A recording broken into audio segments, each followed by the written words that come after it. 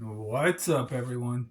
Welcome back to the channel and welcome to my review of the WWE Elimination Chamber 2025. What a show this was.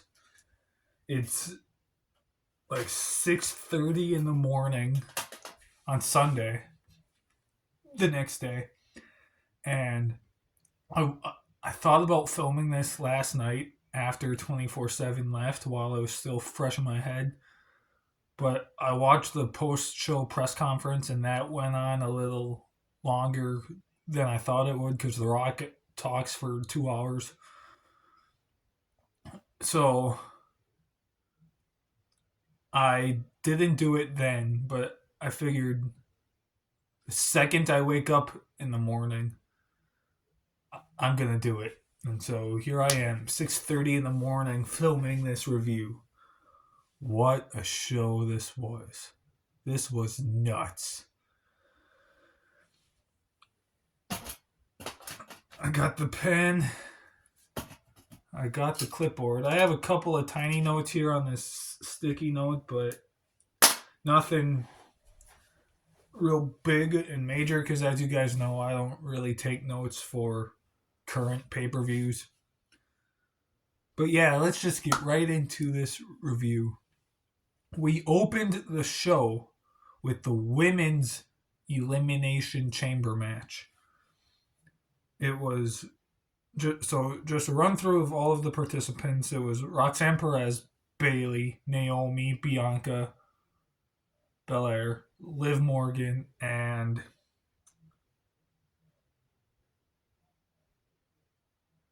Alexa Bliss. I got it.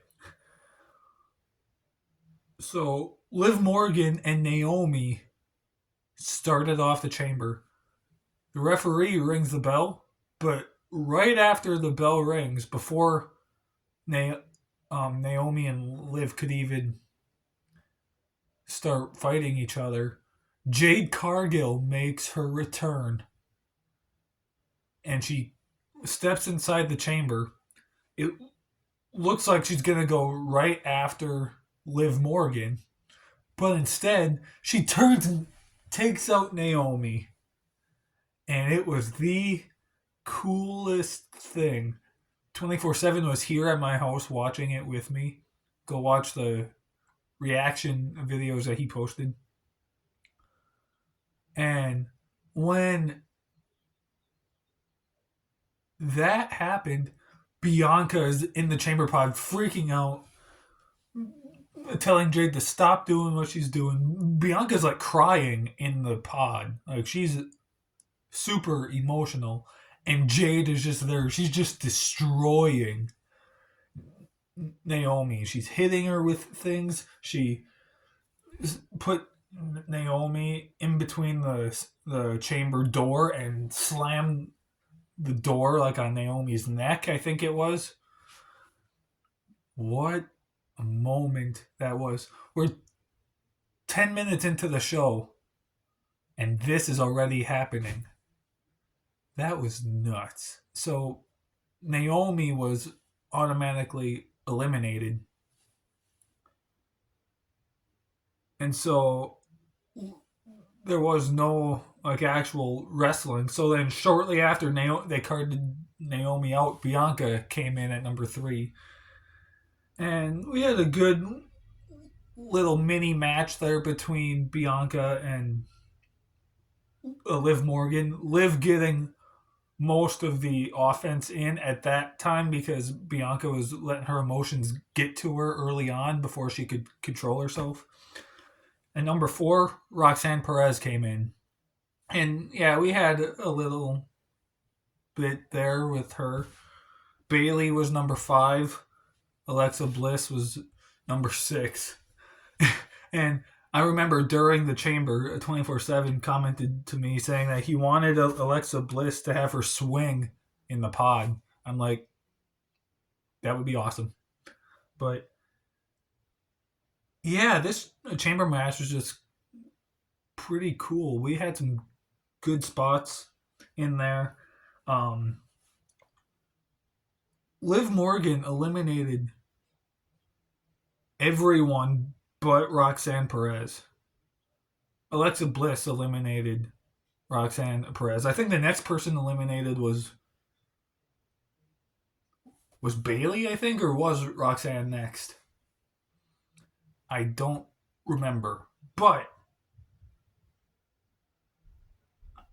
I know Roxanne and Bailey were next because I know the final three were Liv, Bianca, and Alexa. Liv Morgan gets Alexa out. We get down to Liv Morgan, Bianca Belair. There's a little but toss up battle thing between them. They each try going for their finishers a couple times and reverse each one, only for Liv to go for the Oblivion. Bianca catches Liv and grabs her to pick her up in the KOD, hits the KOD. 1, 2, 3. Bianca Belair picks up the victory, and we are getting Bianca Belair versus Rhea Ripley at WrestleMania. Unless Io Sky beats Rhea on Raw for the title, then we get Io Sky and Bianca at Mania. But I don't see that happening. This chamber match was awesome. I'm giving it 4 stars. Like, it was really awesome. I enjoyed this match quite a bit. Up next, we had the women's tag team match. Trish Stratus and Tiffany Stratton versus Nia Jax and Candice LeRae. So if I'm being honest, 24/7 and I didn't really watch this match all that much. During this match, we were working on a project for a future video. Hint, hint. So we caught glances of this match here and there, but we didn't watch very much of it. And I was going to rewatch the match for this review, but I literally just now remembered that I was going to do that, and it's kind of too late because I'm already filming this. So I did watch the YouTube clip of this match, and I will say that though, as you guys know, I'm not the biggest fan of Nia Jax. She didn't seem that bad in this match. And I think maybe Candice LeRae had something to do with that. Maybe Candice LeRae kind of helped. But you have Tiffany and Trish too, who are both great. So they helped make this match somewhat decent. At least from what I saw, somewhat decent. I did see there was a moment where Candice accidentally hit Nia with a moonsault. I thought that was cool. Trish hit her Stratisfaction thing, just a diving one off the top rope, so that was cool. But at the end, Tiffany ended up hitting the prettiest moonsault ever to pick up the victory. I'm not going to give it a star rating since I didn't see the whole match, but from what I did see and from a couple of the social media posts I've seen, apparently it seemed like an actual kind of decent match. So my apologies for forgetting to rewatch it, but stuff happens. Up next, we have the unsanctioned match between Kevin Owens and Sami Zayn. What a match this was. This was best match on the show. Best match on the freaking show. This was so good. Going in, and I think I said in my predictions video that this match could be match of the night, and I think it was. It was really awesome. Um, it started out the lights were kind of dim, which I actually kind of didn't mind it. It's not like it's the red lights I had for the Fiend. That was terrible. But these dimmer, like, I guess it was almost like blue lights, but not really. These dimmer lights they had, I actually kind of liked it. I mean, I don't want it to be permanent, obviously, but if it's every now and then for some certain type of match like this, I think I'm okay with that. Because I kind of liked the dimmer lights. Um, a lot of cool stuff. Had a lot of chairs in the match. Three different tables. They went fighting through the crowd. Trash cans were involved. A hockey stick was involved because obviously it's Canada. Um, they had a double stack table once, and Sami Zayn went through it. Um, yeah, a lot of cool stuff. This match was awesome, and there were things in the match that how do I explain this? There were things in the match. There were things that I thought would happen in the match that didn't happen. For example, I thought we were first off, it was going to be a lot more fighting on the outside in the crowd than we actually had. Though there was some, I thought there would be more just because of the whole unsanctioned match factor. I thought there would have been more. I also thought that we would have gotten more weapons than what we actually had because we had a couple of chairs, a chair wrapped in barbed wire, a trash can, a hockey stick, and a couple of tables. And, like, that's about it. And I thought there would have been a lot more, but there wasn't. But it worked out. It was still a really good match. Um, Kevin Owens won because he power bombed Sammy on the apron like three times or something, and everyone tried to stop him. They couldn't. There was a ref bump, a double ref bump actually, or a triple or something.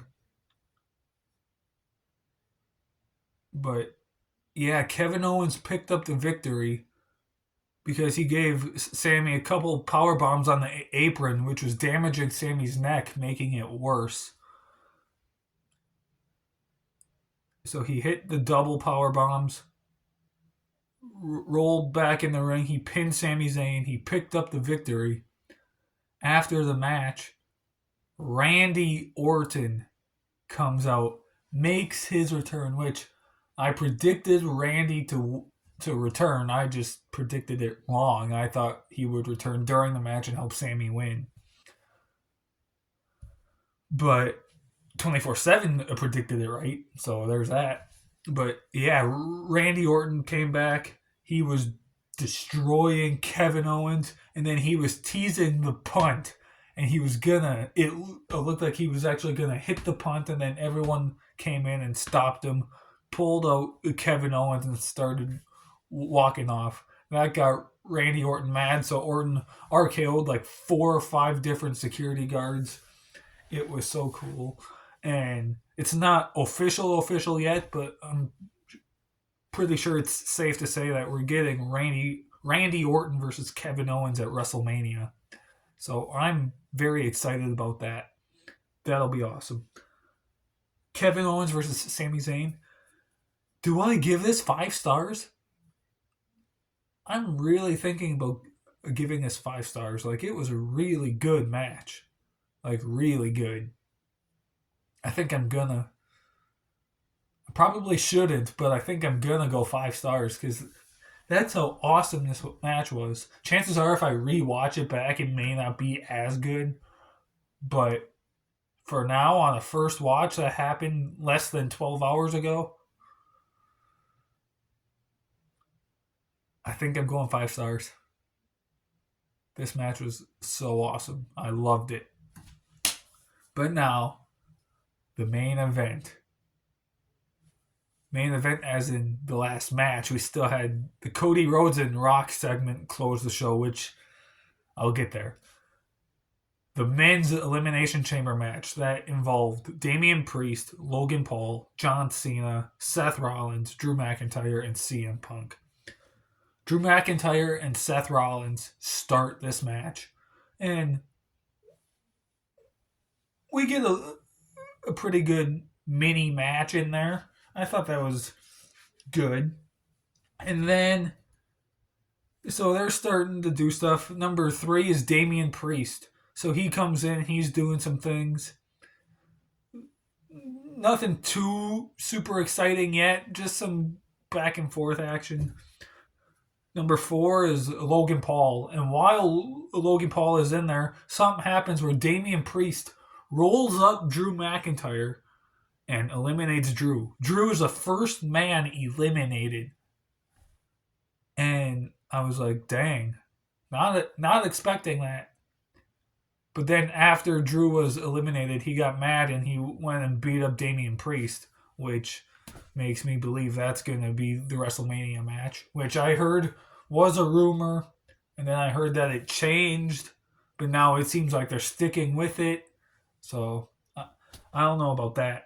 But there's that. And then eventually, shortly after that, Damian Priest got eliminated. John Cena came in the match at number 5, and he hits Logan Paul, I remember, with an attitude adjustment. And then Logan Paul gets out at some point. CM Punk comes in, and we have John Cena, CM Punk. Or no. I take that back. Cena hits the attitude adjustment on Logan Paul. And then there's some other stuff going on between John and Seth and Logan. CM Punk comes out before Logan gets eliminated, and we get a little battle between CM Punk and Logan Paul. And then eventually Logan Paul gets eliminated when CM Punk hits him with a GTS, I think. And then we get John Cena, CM Punk, and Seth Rollins as the final 3. We get a stare down at one point with John Cena and CM Punk. They're hugging each other. It was so cool. And then Seth Rollins comes in to break that up. He beats up CM Punk. And then Seth gets taken out. At one point, Cena gets thrown through a chamber pod, comes back.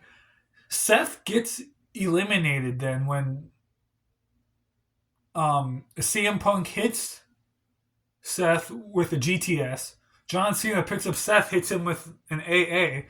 CM Punk comes in, pins Seth. Seth gets eliminated. Final 2 are John Cena and CM Punk, which were the 2 winners that everyone thought we would be getting. So we're getting a little tiny mini match there. And for a good minute or so, minute and a half, and throughout this whole minute and a half, 24/7 noticed that the chamber door was still open. And he was convinced that Logan Paul was going to come out and attack CM Punk or John Cena, and that would be the WrestleMania match. Whoever Logan Paul attacked, that's who he would face at Mania. 24/7 was convinced that was going to happen.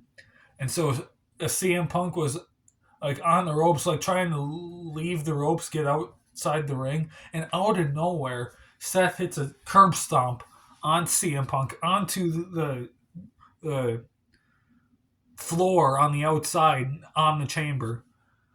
He walks off. Cena pulls Punk in the ring, puts him in the STF, and CM Punk passes out. John Cena picks up the victory. We are getting John Cena versus Cody Rhodes at WrestleMania for the WWE title. But that's not all. After the match, they show the highlights of the match. They raise the chamber. John Cena's in the ring celebrating. Cody Rhodes comes out.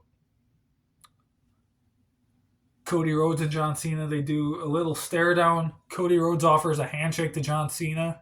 John Cena shakes his hand. After that, The Rock comes out with Travis Scott for some reason. Don't understand that. Don't know why Travis Scott was out there, but he was. And The Rock tells Cody, it's time. Now is the time. What do you say? And Cody's like, I gave my soul to this ring and this company years ago. So my answer is no. I'm not giving you my soul. And the Rock was obviously mad about that. And then, but John Cena's all happy and everything. Like, yeah, Cody, you did the right thing. Cody and Cena hug each other. And then while they're hugging each other, Cena looks up at The Rock, changes the look on his face, lets go of Cody Rhodes, kicks him in the nuts. John Cena turns heel. What a moment. Then John Cena just keeps destroying Cody Rhodes. And he's beating him up, destroying the crap out of him. Travis Scott is helping John Cena do this. At one point, Cody Rhodes' watch falls off his hand. And it's the watch that... So it wasn't... I don't believe... Either it was Dusty's watch or it was a replica of the watch that Dusty Rhodes had that Triple H and Nick Khan bought Cody last year as a WrestleMania gift. Or was it 2 years ago? I forget. But it was either Dusty's watch or it was a replica of Dusty's watch. But Cena grabs the watch and punches Cody Rhodes in the face with the watch around his knuckles. And then Cena grabs the championship, hits Cody with that, and then John Cena and The Rock and Travis Scott walk off. John Cena is a heel. Like, what? I think I'm going to do... Oh, I think I forgot to give the men's chamber match a star rating. 4 stars. I think I'm going to do a separate video at some point within the next week or two. Just kind of talking more in depth about this heel turn from John Cena, because I have a lot I want to talk about as far as that. But this review's already almost 24 minutes long. And so I don't want to make it that much longer. So I think I'm going to do a separate video at some point talking about just this topic alone, about John Cena turning heel. Alright? So that was my review for the Elimination Chamber. It was a really good show. We've only had 2 pay-per-views of the year so far, but this was the better of the 2. This was way better than the Royal Rumble. This might even be the best Elimination Chamber pay-per-view of all time. Like, I really enjoyed it. I thought this was awesome. But we are officially on the road to WrestleMania right now. This build for WrestleMania, like, if you weren't excited about WrestleMania, you should be now, especially after this heel turn from John Cena. This was so awesome. So, that was my review. And that could be the last review until our WrestleMania 41 review. Over these next 6 weeks, we are just going to post some other random videos here and there. We're gonna take a small 6 week break from the reviews. We'll still upload, but we're gonna post other different videos. 24/7 had mentioned about maybe doing a review of AEW Revolution next week, so he may do that, but he may not. But we have other videos planned. Him and I hung out at his place a couple of weekends ago. We've filmed 2 videos already that will be going up sometime within the next 6 weeks. We have another video that him and I are preparing for that I mentioned earlier that we will be filming. I want to do a separate video talking about John Cena's heel turn. So there's other videos coming that are not reviews, and that is what it'll be for the next 6 weeks. And then after WrestleMania, we will do our WrestleMania 41 review, and then we will jump forward, continuing on with the reviews. All right? So that was it. That was a great show. I loved it. Hope you guys enjoyed this video. Thank you so much for watching. Hope you guys enjoyed. The road to WrestleMania is here, and I am excited. I love this time of year in wrestling. Thank you so much for watching. I appreciate all of you. See you guys next time.